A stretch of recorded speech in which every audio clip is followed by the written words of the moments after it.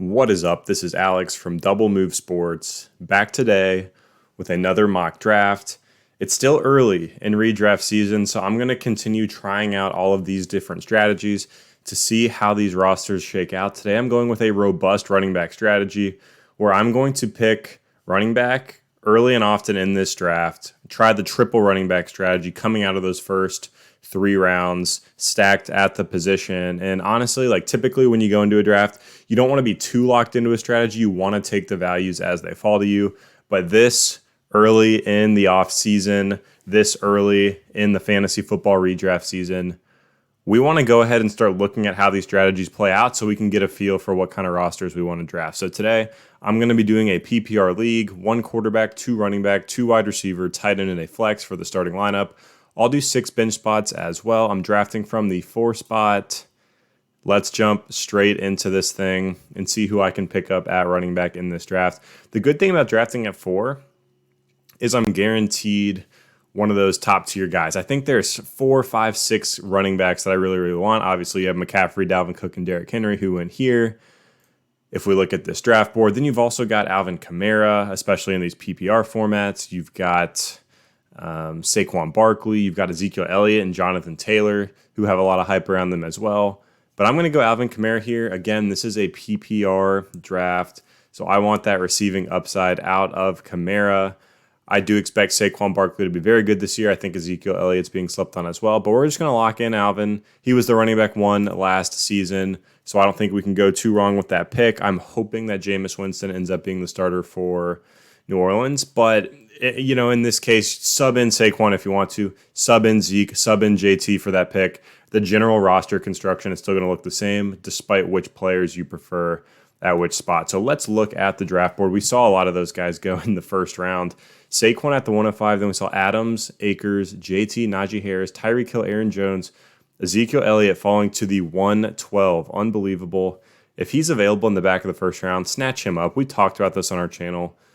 A lot of these Dallas Cowboys are extreme values right now because of their perception after last season where Dak Prescott missed a good chunk of the year. They were on a torrent pace over those first 4 games. Just about every single position was on fire for them. So check out those Cowboys values. Shameless plug there. But let's get into round 2. Saw receivers, saw tight ends, saw running back come off the board. Who's left for us at the running back spot? We're not going quarterback here, obviously. If you're doing value-based drafting, which I would recommend, Hopkins is interesting here. Even Darren Waller at the back of the second round gets a little bit interesting. But I see Antonio Gibson there at running back. We're going to lock him in. Washington's offense is going to be on the rise this season. Gibson should be more involved in the passing game, should get more touchdown opportunities as well, even though he did over-index in that category as a rookie. We're going to lock in Gibson here to give us Alvin Kamara, Antonio Gibson to start out this draft, and we're already feeling really, really good about running back, where in these 12-plus team leagues, we often see running backs dry up really, really quickly. So let's see who went on the turn, and it was all receivers and tight ends. Kittle and Waller both went in the early 3rd, and we saw Hopkins, Keenan, DK, and Michael Thomas go as well. So now we're back on the clock, and there's some interesting names at receiver that I'd love to have here. Allen Robinson, Terry McLaurin, Amari Cooper. But we're going to stick to this triple running back strategy, this robust running back strategy, and see which wide receivers are going to fall to us in rounds 4, rounds 5, round 6. Because there are still some running back names here that I really like. We have DeAndre Swift on the board, Clyde Edwards-Helaire, Miles Sanders, J.K. Dobbins. And my pick here is going to be CEH. Again, I just prefer him over Swift because of the offense. I think both should have similar workloads, similar utilization. But in Kansas City, I do expect more scoring opportunity and more running lanes for Clyde Edwards-Helaire. So that's going to be our pick. And he's going to be our flex for right now in our lineup. But we're starting out this draft with Alvin Kamara, Antonio Gibson, and CEH. So we're going to be stacked at the running back position for the entirety of the season. And as you get into these leagues, as you get into week 6, 7, 8, most teams in your league that have any chance of making the playoffs aren't going to have a ton of running backs to spare. The good running backs are few and far between, and most of them are really, really hard to acquire. So being able to stack up on these guys is going to make this team an immediate contender. But let's take a look back at our draft board, and we saw a lot of those wide receivers go. Guys like McLaurin, Allen Robinson, Chris Godwin, Amari Cooper. We saw some quarterbacks fly off the board too. Mahomes, Josh Allen, and Lamar. Even Kyle Pitts at the 404. His ADP continues to rise. And when I look at this board, part of me wishes, hey, if we would have gone, Allen Robinson in the third, we could have come back with J.K. Dobbins, David Montgomery, or Josh Jacobs as our RB3. But we can't see the future, so now we'll just check out which receivers are available to us. TJ Hawkinson and Mark Andrews are available at tight end, which is interesting as well, but we definitely want to lock in receiver here. The pick for me is DJ Moore. I love his upside in Carolina. I think Sam Darnold will upgrade that offense. And DJ Moore's still only 24 years old. He's a great breakout candidate, and I know he's been a breakout candidate for the past couple seasons, but he actually has been solid as a wide receiver too, and hopefully this year we see him take that step forward to be a wide receiver 1 in fantasy football. So he is going to be the pick here. DJ Moore as our wide receiver 1. We're hoping for the best in Carolina. And now we are back on the clock. Let's take a quick look at our draft board. We saw Dobbins finally go, Deontay Johnson, Josh Jacobs, Adam Thielen, TJ Hawkinson, and Kenny Golladay. So we're back at the 504. We're still looking at wide receiver. I know Kyler Murray's there, Mark Andrews is there, but if we're going to stack up on running backs, we got to get this wide receiver depth as well early. I think there are some tight ends and quarterbacks we can scoop up later on. So Tyler Lockett to me sticks out. I mean, this guy was a little bit boomer bust. Last season has been for the majority of his career.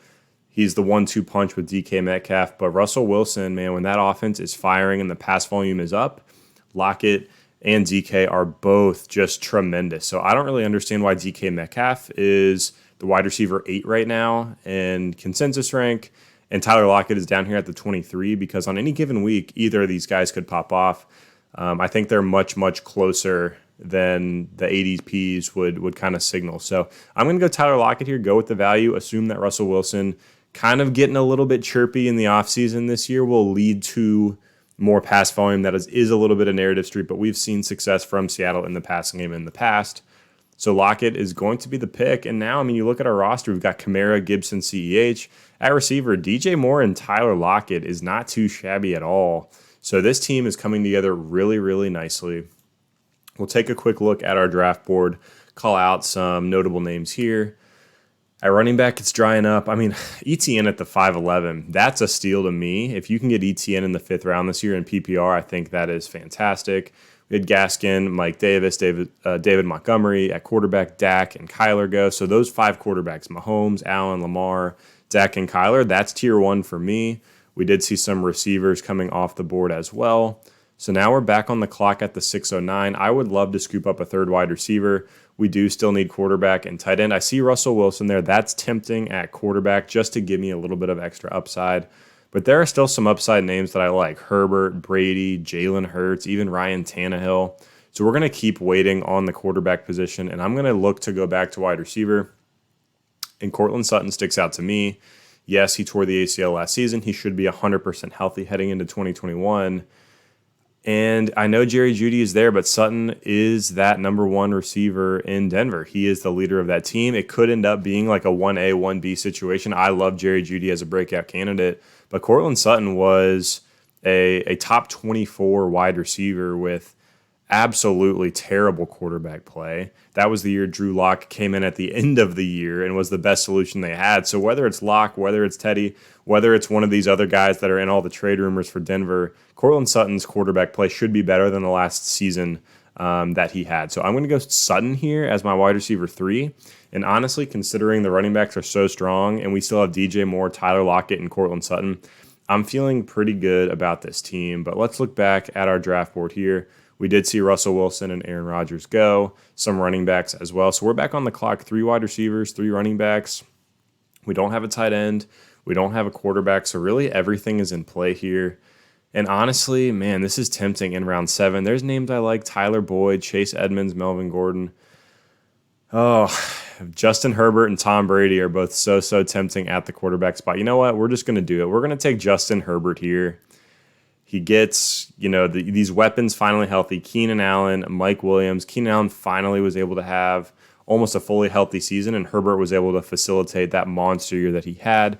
You get Mike Williams back as a red zone threat. I know you lose Hunter Henry, But you get Jared Cook on that offense, who is a touchdown threat in his own right. And then Austin Eckler is back in action after missing a big chunk of last year. So Justin Herbert in year 2, I think, has a ton of upside. I'm going to lock him in here as a quarterback. I typically would wait a little bit longer on the position, but I just could not pass him up here in this draft, especially because we already have 3 running backs and 3 wide receivers. I feel a little bit more solid in those areas. There were some names, the Chase Edmonds of the world that I might have scooped up if I went back to running back. But I feel good about Herbert. And then we did see a big wide receiver run. Guys like Tyler Boyd, Jalen Waddle, Jerry Jeudy, Curtis Samuel, Antonio Brown, Devontae Smith come off the board. Now we're back. Dallas Goedert is still there. That's tempting at tight end here. We're good at quarterback because we have Justin Herbert. So let's look at these running backs and these wide receivers. There's tons of receivers I like in this range as our wide receiver 4. We got Laviska Shenault, Michael Gallup, Michael Pittman Jr. So I'm going to wait. I think one of those will come back around. And there's some running back names that are sneaky too. Tony Pollard, A.J. Dillon. I think one of those guys will come back as well. So I'm just going to go ahead and lock in the tight end spot. Dallas Goedert in Philly could lead the team in targets. I expect it to be Devontae Smith as the target leader this season. But Goddard should be that tight end 1. Ertz is still on the roster, could be traded, we don't know. But Goddard should be in for a big season. So I could definitely do worse at tight end. We'll go ahead and lock in Goddard here in the back of the 8th round. Not a bad value there. And now we're back on the clock. We want to start smashing these running backs and these wide receivers. So Pollard and Dillon are still on the board. I see Shenault and Gallup there as well. I think now it's just an ADP game. I think there's a better chance that Tony Pollard or A.J. Dillon is going to come back to me. This is the long wait that we have after Goddard went Pittman, Parker, Hollywood Brown, Damian Harris, Leonard Fournette. This is tough. I'm going to lock in a receiver because our first 3 running backs are just so strong, and hopefully one of those flyers at the running back spot gets back. I'm big on Michael Gallup this season, so I'm going to lock him in. He could easily go back over 1,000 yards. He was on pace for over 1,000 yards through those first 4 games with Dak, even though he was the perceived number 3 and useless in fantasy. He still was very, very good. CeeDee Lamb, Michael Gallup, and Amari Cooper definitely can all produce at the same time for fantasy football. So we're going to lock in Gallup as that upside wide receiver 4, and hopefully one of those running backs that I like gets back to me, and it'll make this pick nice and easy, and it looks like they did. So we're back on the clock. Let's check out who went. Javonte Williams in the 9th round. I don't think you're going to be getting him that late, so that is a steal for the Denver rookie. Then we saw a wide receiver run. Marvin Jones, Laviska Shenault, Mike Williams, Henry Ruggs, who could have a second-year breakout, and we started to see that tight end tier behind some of those top volume guys come off the board. Tanyan, Irv Smith, Noah Fant, Mike Gesicki. So we're back, and this is going to be an easy pick for us. We're going to go with Tony Pollard. I think he does have some standalone flex value even when Zeke is healthy. And obviously, if Zeke is to miss any time, Tony Pollard historically has been a running back 1. So that's an easy pick for us there. 3 spots left.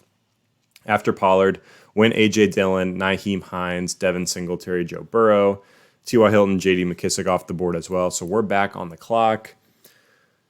And again, all positions are in play. We're not going to take another quarterback because we locked up Herbert. I feel okay about Goddard, so I don't think we need another tight end. So let's continue to look at the wide receiver and the running back position. Gus Edwards is interesting. Alexander Mattison, we could stack up on these other handcuffs. At receiver, I like Paris Campbell a lot. Jalen Reagor. So we're actually going to go, this is tough. We're going to go Gus Bus Edwards. Just got the contract extension. I think he's going to have a pretty big role in Baltimore. So we're going to lock him in as yet another running back with upside that could end up cracking our lineup. Who knows if we struggle with injuries or anything like that, or could be a good trade chip down the line. We're just going off of values here in this draft. Let's check our draft board to see who came off. A lot of running backs went. So we started that running back run in a way. So good thing we snagged Gus Edwards when we did, because we saw that handcuff range. Jamal Williams, Latavius Murray, Phillip Lindsay, Darrell Henderson, Rashad Penny, Alexander Mattison, all those guys coming off the board. Couple tight ends, couple receivers, and Matt Ryan as well. So we're still going to have our pick of these wide receivers, and I think we're going to be able to get 2. We're going to go ahead and go Russell Gage. I think when we get to drafts, Russell Gage's ADP will be far ahead of the 12th round because of what he has done historically when Julio Jones is out of the lineup. But we'll take the value here and grab him in the 12th after Russell Gage. We saw Deshaun Watson, Tannehill, Baker Mayfield, Sterling Shepard, Evan Ingram, and Nico Collins come off the board. With our last pick in this draft, we're going to take a guy that I've been snagging everywhere. It's Paris Campbell on my Indianapolis Colts. He could easily be the number one in that offense with an improved quarterback and a great offensive line. So really quickly, let's look at our final roster. At running back, we start out this draft with Alvin Kamara, Antonio Gibson, Clyde Edwards-Helaire. Later on, we were able to scoop up Tony Pollard and Gus Edwards at the position. At wide receiver, we have DJ Moore, Tyler Lockett, Cortland Sutton, Michael Gallup, Russell Gage, and Paris Campbell. Not a bad group there either. At quarterback, we have Justin Herbert, and at tight end, we have Dallas Goedert. I actually like the way this roster ended up. I've done a couple zero running back drafts. This is my first, robust triple running back strategy at the beginning. And I really like this roster. The running backs are just so stacked. And I think our receivers still can definitely hold their own. Ideally the value-based drafting is going to be the best. And I want to come out of those first 3 rounds with at least 2 running backs. But I like this roster a lot. And I think this is a play that could definitely work out in 2021. When I look at this board, the values on guys like J.K. Dobbins and Josh Jacobs in the 4th, even David Montgomery, Travis Etienne in the 5th, I think are tremendous. So there's value to be had in these drafts, no doubt. But let me know what you think of the roster down below. Let me know what you think of this strategy. Join our Discord. It is free. It's in the description as well. That's just where Stef and I are hanging out, talking about redraft, dynasty, answering trade questions, just all sorts of hype and NFL talk as we get closer to the season. Like and subscribe if you like the video. But again, this is Alex from Double Move Sports, and we'll see you next time.